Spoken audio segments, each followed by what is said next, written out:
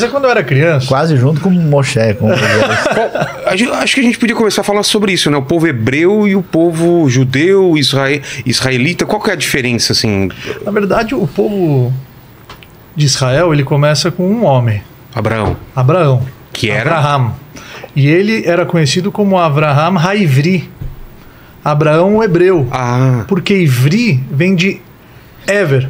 Ele estava numa margem, Ever é margem do rio. Tá. Ele estava em uma margem do rio e o mundo inteiro estava em outra margem. Ou seja, ele levantou a bandeira de monoteísmo numa geração de idólatras. Ele foi contra o próprio pai, inclusive. Então esse termo de hebreu vem de Ivri, que ele estava numa margem e o mundo inteiro estava na outra margem. Agora, judeu vem de Eudá, que é o filho de Jacó, que é neto de Abraão. Entendi. Então nós somos Bnei Israel, os filhos de Israel, que é um dos nomes de Jacó, de Yaakov, e uma das tribos que sobrou foi a tribo de Judá. Por isso que nós somos judeus descendentes dessa tribo. Entendi. Sayão, por onde a gente começa essa história de Moisés? Por onde você quer começar? Olha, a gente precisa lembrando, entender, sim, que Moisés foi o primeiro que baixou dados da nuvem usando um tablet. Nossa, é verdade. Então todo pioneirismo digital é altamente mosaico. Mas eu diria para você, Vilela, que Moisés é a referência mais significativa e importante da civilização. Sim. Tem alguns elementos assim que eu vou começar destacando.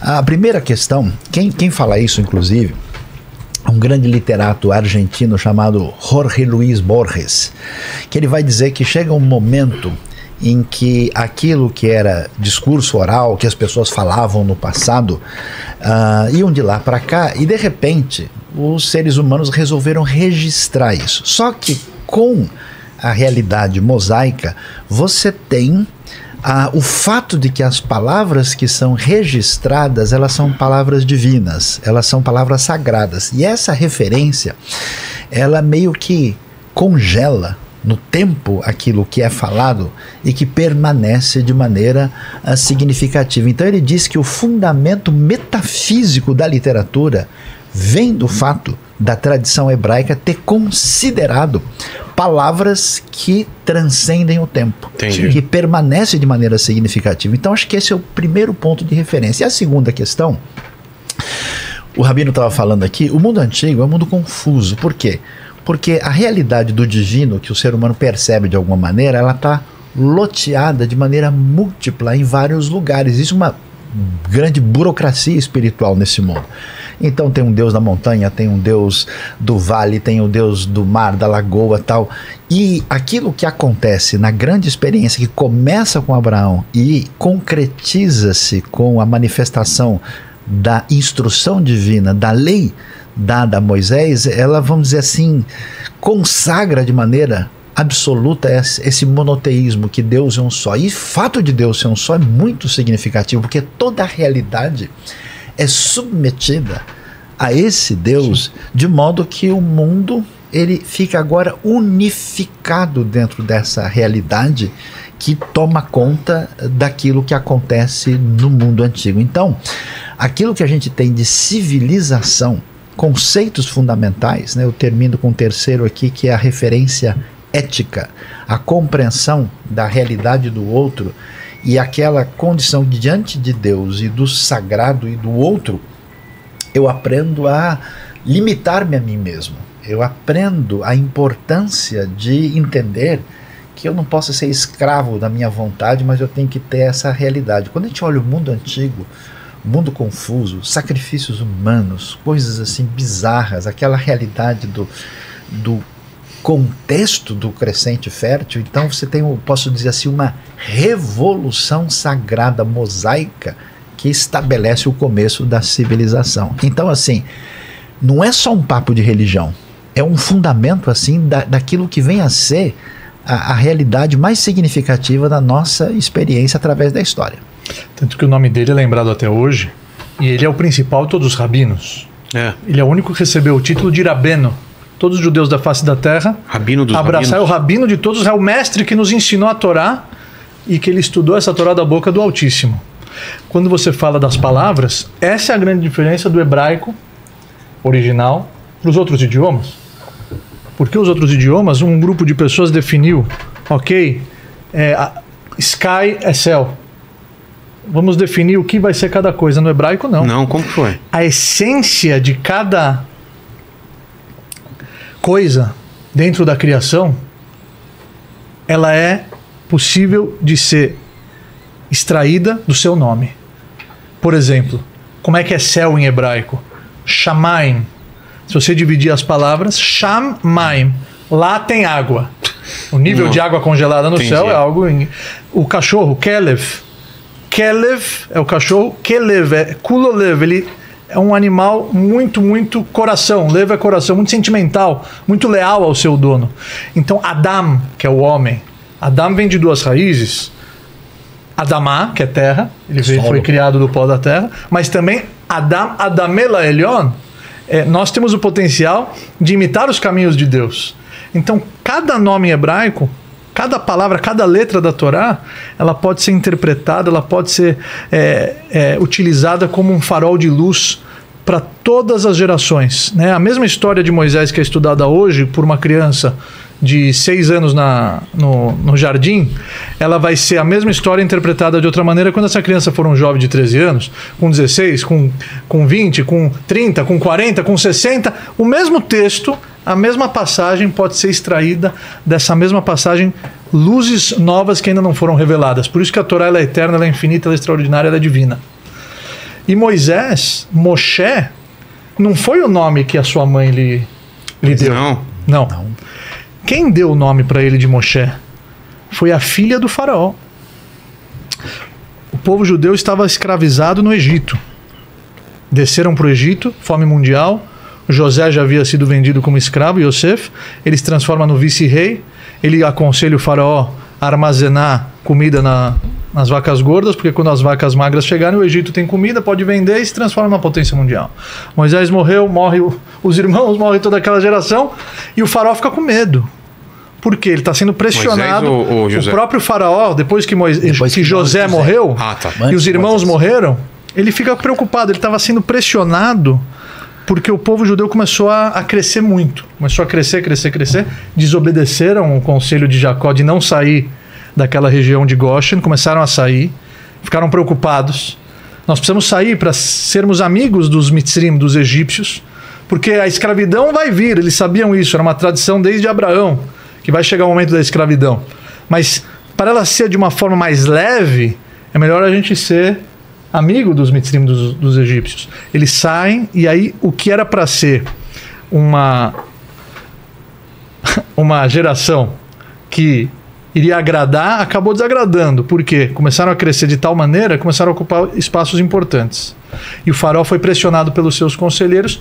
Eles estão crescendo, vai acontecer uma guerra, eles vão se juntar com os nossos inimigos, vamos nos exterminar daqui, vamos escravizá-los. Faraó fica em dúvida, como é que eu vou escravizar o povo que me ajudou? Complicado. Como é que eu vou escravizar o povo de José que salvou o Egito e transformou o Egito numa potência mundial? Então ele se recusa. Assim fala o Midrash, que é a parte oral que interpreta as escrituras sagradas. Se recusou. Tá bom, você se recusa, você não é mais rei. Impeachment. O primeiro impeachment da história foi nesse momento, ele não é mais rei. Ele ficou uma semana fora do trono, saiu, voltou de joelhos. Eu faço o que vocês quiserem, mas me devolvam o poder, a coroa. Olha só a corrupção, o que ela faz com o ser humano. Você sabe que é errado. Você sabe que é antiético escravizar um povo que colaborou, que contribuiu, que ajudou o Egito a chegar onde chegou, mas a minha busca desenfreada pelo poder, pelo prestígio, pelo kavod, pelas honrarias, glória, honra. A glória e a honra, eu vou escravizar. Mas como é que eu vou escravizar? Eles são milhões de pessoas que estão bem aqui no Egito. E é aí que entra a beleza do hebraico. Porque está escrito que eles escravizaram o povo judeu be'avodat parer. O que é avodat parer? Um trabalho que destroça a alma. Só que a Kabbalah ela interpreta a palavra parer, pé, que é boca, rach, mole. Qual foi a estratégia de Faraó? Boca mole. Primeiro político. Boca mole.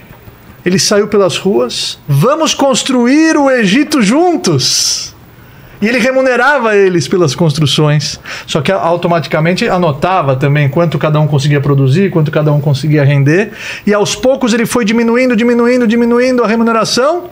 E quando o povo de Israel se deu conta, ele foi saindo de cena. Quando o povo de Israel se deu conta, Avadimainu, escravos somos do faraó do Egito. E ele escravizou. Se canta no Pessah, né? A gente canta essa passagem quando a gente relata o êxodo do Egito no Ceder de Pessah, na noite da Páscoa judaica. Mas olha só como o ser humano se corrompe. Só que no meio dessa escravidão, o faraó decreta que todo menino tem que ser jogado no rio Nilo. Morto. Por quê? Porque os seus astrólogos, magos, bruxos, falaram para o faraó: vai nascer um menino que vai salvar os hebreus, vai salvar os judeus da escravidão. Então o que ele fez? Decretou que todo menino seja arremessado no rio Nilo. O que a mãe de Moisés fez? Como ele nasceu prematuramente, milagrosamente ele nasceu com 6 meses. Então ela conseguiu esconder ele por 3 meses. Joquebed. Exatamente, Yocheved. E ela, depois de 3 meses, não podia escondê-lo mais. Ela colocou ele na teivá, colocou ele na cestinha, e Miriam, que é a irmã dele, ficou olhando de longe, rezando, não é? Essa palavra cesta também é a palavra arca, né? Da arca de Noé. Exato, a mesma palavra muito da arca. Isso, em Gênesis 6. E rezando para que ninguém o encontre. Imagina a frustração de Miriam quando ela escuta um barulho de carruagem. Quem estava chegando? Não era um egípcio comum. A filha. A filha do tirano está chegando, vai ver um neném judeu na cestinha, o que ela vai fazer? Vai dar um caldo na criança e vai matar ele imediatamente. Mas olha só, é uma frustração, talvez Miriam rezando naquele momento. Deus, que nenhum egípcio apareça, de repente ela vê a filha do faraó se aproximando, mas Deus, você não está escutando as minhas rezas? Mas daqui temos uma lição valiosíssima, porque Deus escutou as rezas de Miriam, mas ele sabia que para Moisés, naquele momento, a melhor coisa que poderia acontecer na vida dele era batear a filha de faraó e encontrá-lo, porque ela estava revoltada com as ações do pai. E diz a mística judaica que ela estava indo no rio Nilo fazer o quê? Se banhar com águas puras do rio, águas da mikve, para se converter ao judaísmo. Então, quando ela vê Moshe, ela quer salvar aquela criança. E ela traz ele para o palácio. E adota aquela criança como seu próprio filho. Está escrito que Moshe vem de Minamai Meshitiu. Tirado da água. Tirado da água. Tirado da água. É um nome que a filha do faraó deu para ele. O nome que a mãe dele, biológica, deu para ele não foi utilizado na Torá. Deus não usou esse nome para falar com ele. Icutiel, Túvia, tem vários nomes. Mas sim o nome da moça, princesa, que arriscou a própria vida para salvá-lo. A mãe que criou. Não é a mãe biológica, é a mãe que criou, que deu carinho, que deu condições, que deu dignidade para ele se transformar no grande líder que ele se transformou. Mas vejam só, Moshe, Minamai Meshitiu, eu tirei ele das águas. Devia ser Mashui. No passado, Moshe vem uma linguagem no hebraico futurista, né? Tirado. Que no futuro... Que vai ser tirado. Que vai ser tirado. Aqui tem uma mensagem fortíssima. O nome em hebraico traça a personalidade. Então ela já enxergou nele Moshe, ele vai ser no futuro um Moshia, um salvador. Coisa impressionante. Uma coisa impressionante. Já no nome, ela já planta, ela já consegue desenhar parte da personalidade grandiosa de Moshe. O que eu acho impressionante nisso tudo é que, assim, a gente tem uma dificuldade, né, tanto na questão religiosa como no entendimento do mundo, onde as coisas ficam todas jogadas. E uma coisa interessante que existe nesse pensamento bíblico é como as coisas aparecem interconectadas, né? Então, por exemplo, o Moisés, ele vai trazer para nós, vai assim deixar muito nítido a questão do nome de Deus. E como é que você tem acesso a Deus? Deus, ele não tem uma figura, ele não tem uma referência que possa ser tátil. Sim. Ele tem um nome. Sim. E essa questão do nome é significativa, até eu queria até dar um toque aqui na questão do Rabino, que ele está falando de diversas questões, só que para o público que não conhece muito da tradição hebraica e judaica, tem coisa que você nunca ouviu como não ouvi, porque isso não está na Bíblia. Ah, entendi. Às vezes está na tradição oral, talmúdica, naquilo que é muito estudado na tradição judaica e até mesmo na tradição mística, na Kabbalah. Então, às vezes a pessoa não sabe de que caixa vem exatamente. É importante esclarecer que é a explicação das escrituras sagradas. Entendi. E Moisés recebeu isso junto com a Torá. E aí, o que eu acho impressionante é o seguinte, esse elemento, ao mesmo tempo, misterioso e extraordinário que acontece. Por quê? Porque você não tem na história de Moisés, na Torá, somente o que as pessoas pensam. Tem um monte de mandamento que a gente tem que cumprir. Grande parte daquilo que envolve os escritos mosaicos são narrativas. São histórias daquilo que Deus faz na vida de Moisés e dos israelitas. E aí surge algo curioso. O que acontece no Egito, você tem um poder ditatorial, uma questão política aqui, que é legitimado pelo tipo de religiosidade politeísta. Então, quando existe um conflito entre o faraó e os israelitas, então existe uma discussão teológica, quer dizer que Deus é o Deus dos escravos, que liberta esses escravos e intervém de uma maneira que duas coisas vão aparecer. O valor da questão do ser humano, a dignidade humana, né? O ser humano, ele tem algo que ninguém, uma vida vale mais do que o mundo todo. Né? É nascer Adam Betzalmeinu Kidmuteinu. Vamos fazer o homem a nossa imagem, a nossa semelhança. Quer dizer, esses valores que mostram quem é o ser humano e por que Deus interfere é extraordinário. Agora, ao mesmo tempo em que as coisas são todas conectadas, você tem na linguagem do nome e na referência de Deus a capacidade de lidar com toda essa realidade e integrá-la debaixo do sagrado. O que ele mencionou é muito interessante, porque o que você poderia imaginar, né? Todo mundo que lê a Torá, ou que pensa no pensamento bíblico antigo, fala, nossa, esse pessoal é tudo machista, parece que só o homem tem valor. Quando vai nascer o mais importante líder de toda a tradição, que vai salvar o povo, que é tirado, quem que aparece na cena? A mãe de Moisés, a irmã e a princesa do faraó. Então, quer dizer, o Eterno, ele entra na história, utiliza até mesmo esses poderes para construir um caminho, que acho que é aí que o pessoal precisa entender, um caminho de parceria e amizade com o povo de Israel, porque ele vai fazer nessa grande libertação um berit, quer dizer, uma aliança. Ele vai estar presente no meio desse povo de uma maneira extraordinária.